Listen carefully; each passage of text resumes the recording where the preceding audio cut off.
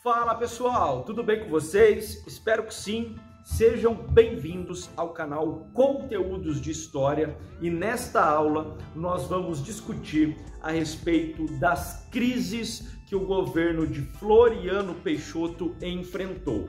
Mas antes de discutirmos sobre o que aconteceu em 1892 com uma carta manifesto, o que foi a Revolução Federalista no Rio Grande do Sul e qual foi o movimento denominado de Segunda Revolta da Armada no Rio de Janeiro em 1893, é necessário que vocês realizem os 3 passos básicos. E quais são os 3 passos básicos? O primeiro é se inscrever em nosso canal, o segundo é curtir o nosso vídeo e o terceiro é compartilhar o conhecimento. Fez esses 3 passos, curtiu, se inscreveu, compartilhou, acompanhe a nossa vinheta.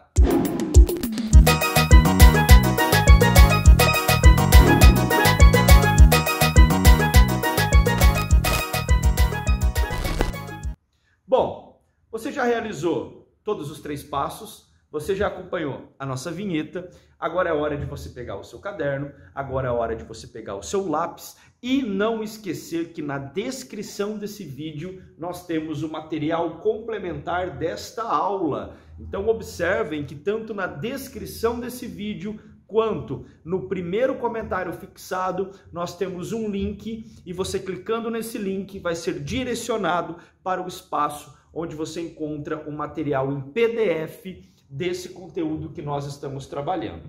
Vamos voltar então para a gente analisar o governo de Floriano Peixoto. Na última aula, nós havíamos conversado sobre as medidas econômicas e sobre a estruturação do Estado conforme o desenvolvimento do governo de Floriano Peixoto. E havíamos inclusive enfatizado que este governo, que foi de 1891 a 1894, era inconstitucional. Ele não estava respeitando as determinações constitucionais. Obviamente, não só por esse caráter ilegítimo, não só por esse caráter inconstitucional, mas também por uma série de reflexos econômicos e também reflexos políticos sociais que nós temos durante uma parte desse governo, algumas crises que estouraram, algumas crises que aconteceram. E é exatamente sobre essas crises, levando em consideração os aspectos do governo do Floriano Peixoto, que a gente vai estudar nessa aula. A primeira crise que ele enfrentou foi algo que aconteceu em 1892. Em 1892, 13 generais encaminharam uma carta manifesto para o presidente Floriano Peixoto exigindo a convocação de novas eleições. Até porque essa carta manifesto não exigia nada demais a não ser o cumprimento da Constituição. Então, legalmente, aquilo que era exigido pela carta manifesto era justificado constitucionalmente. Só que nós estamos falando de uma carta manifesto direcionada ao governo do Floriano Peixoto convocando eleições. Isso ia completamente contra o que o Floriano Peixoto previa, o que o Floriano Peixoto desejava. Qual foi a reação a partir do momento que o Floriano esteve diante dessa carta, esteve diante desses pedidos dos 13 generais? Ele puniu severamente os 13 generais. Então eles foram punidos e com isso, o que o Floriano pretendia? Pretendia que eventuais futuras manifestações contrárias ao seu governo fossem coibidas, fossem, de certa forma, muito tímidas, porque essas pessoas que se revoltassem contra o governo provavelmente seriam punidas. Então, a primeira crise enfrentada nesse governo do Floriano Peixoto foi, sim, essa carta manifesto direcionada solicitando novas eleições. Agora, nós tivemos um fato entre 1893 e 1895, denominado de Revolução Federalista. Esse movimento teve início no Rio Grande do Sul, mas também nós tivemos esse movimento englobando as regiões de Santa Catarina, englobando regiões paranaenses e até mesmo por um período de tempo nós tivemos as suas ideias sendo também presentes por muitas pessoas que inclusive iam sendo derrotadas ao longo desse processo, germinando tanto no Uruguai quanto na Argentina. Mas essencialmente é um movimento que tem um início no Rio Grande do Sul e por questões inicialmente exclusivamente regionalistas. Para que a gente entenda o que aconteceu entre PL, Partido Liberal, depois denominado como Partido Federalista, por isso a sigla PF, e o Partido Republicano Rio-Grandense, é necessário que a gente entenda a Constituição de 1891. A Constituição de 1891, que inclusive o próprio Floriano Peixoto tinha algumas restrições quanto a este documento, previa, como nós já estudamos, um caráter federalista, um caráter com autonomias às províncias, aos estados brasileiros. Então, acompanhe o raciocínio. Você tem uma Constituição, você tem uma Carta Magna que determina a autonomia aos estados. Obviamente que as elites locais, que eram obviamente as elites políticas, estariam muito agraciadas com essa autonomia. Se coloque agora no lugar de um político rio-grandense, de um político do estado do Rio Grande do Sul, de alguém que faz parte da elite, de alguém que tem provavelmente terras.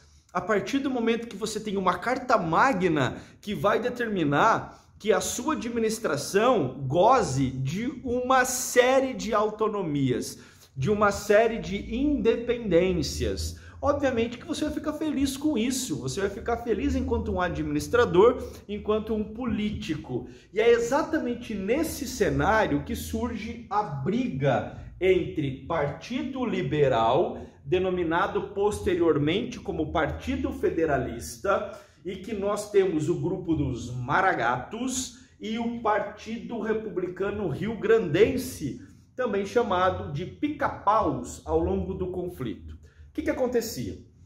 Esse Partido Liberal, esse Partido Federalista, era composto pelas elites tradicionais. Então, quando nós estamos falando de PL ou PF, nós temos as elites tradicionais do Rio Grande do Sul, correto? Quando nós falamos de Partido Republicano Rio-Grandense, nós temos as elites emergentes.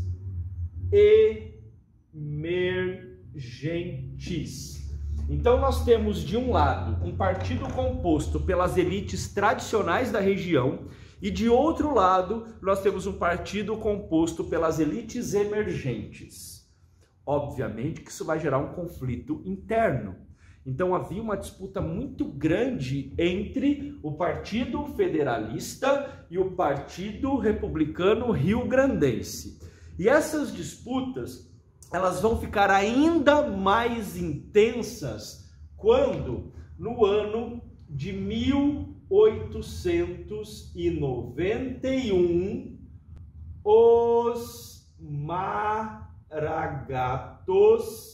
os Maragatos conseguem depor Júlio de Castilhos. Júlio de Castilhos. Então, no ano de 1891, nós temos os Maragatos depondo Júlio de Castilhos. Júlio de Castilhos era um governante rio-grandense pertencente ao Partido Republicano Rio-Grandense. Era pertencente ao grupo dos elitistas emergentes. Já quem tirou ele do poder por conta dessas brigas políticas, foram integrantes do Partido Liberal, do Partido Federalista. Só que nós estamos falando em um momento onde o Floriano Peixoto já estava governando. E agora vem a dúvida de qual lado que o Floriano fica. Do lado das elites tradicionais ou do lado das elites emergentes? E ele fica do lado das elites emergentes. Então, acontece que o Floriano Peixoto, por conta, obviamente, de todo o seu poder, ele reconduz o Júlio de Castilhos ao papel de governante da província do Rio Grande do Sul. E a partir do momento em que acontece essa recondução, o partido tradicional, o Partido Federalista, olha para aquilo e fala: agora chega, agora nós vamos para os conflitos armados, porque nós não concordamos com o Júlio de Castilhos governando esse local. Obviamente que nós temos um conflito armado, obviamente que nós temos muitas mortes, obviamente que nós temos muitas confusões. Quando nós falamos de dois partidos que estavam brigando pelo poder, obviamente nós temos, como foi falado agora na minha explicação, nós temos o Floriano Peixoto do lado do PRR, porque era um grupo que era muito favorável ao princípio, até mesmo positivista florianista, de que nós precisávamos ter uma autoridade central, mesmo esse grupo defendendo que sim, houvesse uma autonomia local, mas que essa autoridade central ela também tivesse poder até para conter uma série de revoltas, até para conter uma série de problemas, até para você manter a ordem.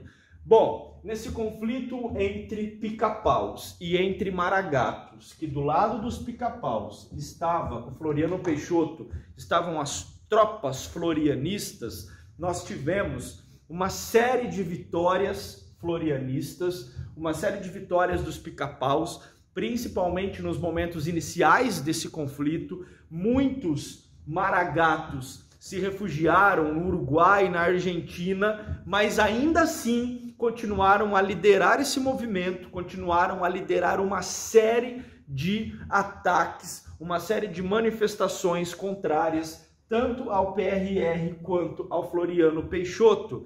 Lembrando que nesse momento nós não vamos estudar como esse conflito termina. Sabe por quê? Porque esse conflito não termina no governo do Floriano Peixoto. Esse governo só vai terminar no próximo governo, na próxima presidência, com alguém chamado Prudente de Moraes. Então, notaram que aqui nós analisamos um desfecho. Os generais foram punidos. Aqui eu só falei para vocês que a luta está acontecendo, que a briga está acontecendo.